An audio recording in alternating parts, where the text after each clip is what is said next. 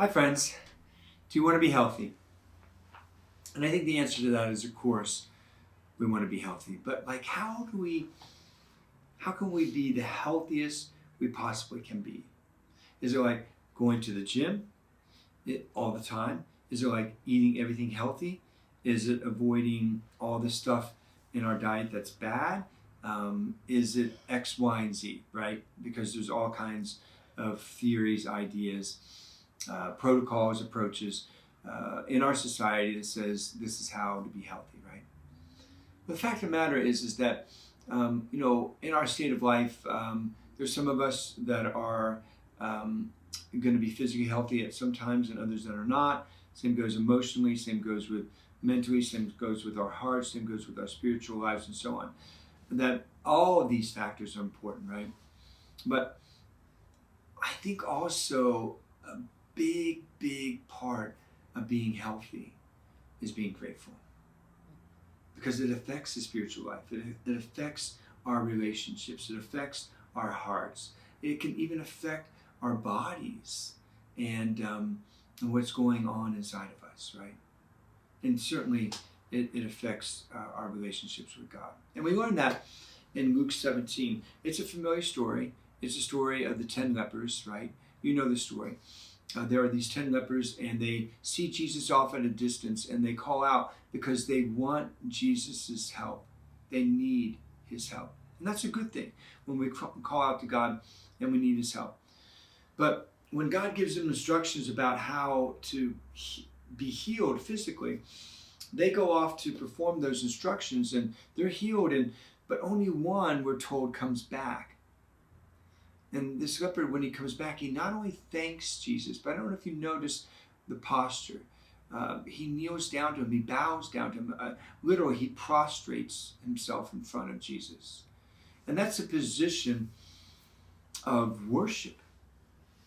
That this man's return to thank Jesus is what leads him to worship. And that's a key insight for us and how to live a healthy life. So let me give you an example of this. Example of a husband and wife, right? So a husband, he gets in the bad habit of not allowing himself to be grateful for all his wife does for him. And his wife loves him, and she is always doing for him. But over time, he just kind of takes this for granted and takes advantage of that. And he stops noticing it, and he stops thanking her for it, but also just kind of stops being thankful for it.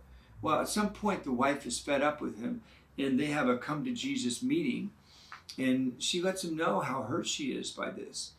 And this really affects the man, and the man makes a resolution to change. And then off he goes to try to start making that resolution real. So what he vows to do is every little thing that she does for him to be aware of it, and for him to literally, verbally, and in other ways, thank her for her kindness, for her generosity, for her expressions of love. And so he does that. But a curious thing happens to him along the way, because as you can imagine, when he was taking her for granted, he was losing also respect for her, right? Because he wasn't treating her with respect. And guess what? Guess what he lost? He lost his authentic ability to love her, you know? So now that he's just paying attention to everything that he can and thanking her for everything, what returns to him is love. He begins to fall in love with her again in newer and deeper ways. And this renews their love for one another. And as you can imagine, when we are in strong, healthy, beautiful, loving relationships, no matter what's going on in our lives, we are healthy. Or the way we think, the way we feel, the way we act, the way we treat others and allow ourselves to be treated, and what's going on in our hearts, you know, not resentment and anger and fear and feeling as if we're not worthy and so on, right? Let alone feeling bad because we're always taking advantage of people and taking them for granted. So in a scenario like this, both persons become healthy again in a more complete way of understanding what that means for us. Well, then the same goes for us in our divine relationship with God. So many of us as Christians, we take God for granted every day, multiple times a day. And we just don't think about him. We don't notice all that he's doing around us and for us and even inside of us. And what happens? We lose respect for him, right? And we lose respect for ourselves too as Christians. We don't think that we're worthy of him. And there's some truth to that too, right? And then what happens? We start to fall out of love for him. Because any person, for instance, that takes another person for granted like that and doesn't respect them, so on, is not really capable of loving that other person. And the same happens in our relationship with God. We lose our capacity to authentically, sincerely, and effectively love God. But that leper comes back and thanks God. And if we made a resolution to ourselves, similar to this husband, that we're going to try to pay more and more attention of all the ways that God says hello to us throughout the day, all the ways in which God says, I love you throughout the day, all the ways in which God is showing his concern for us and that we matter to him.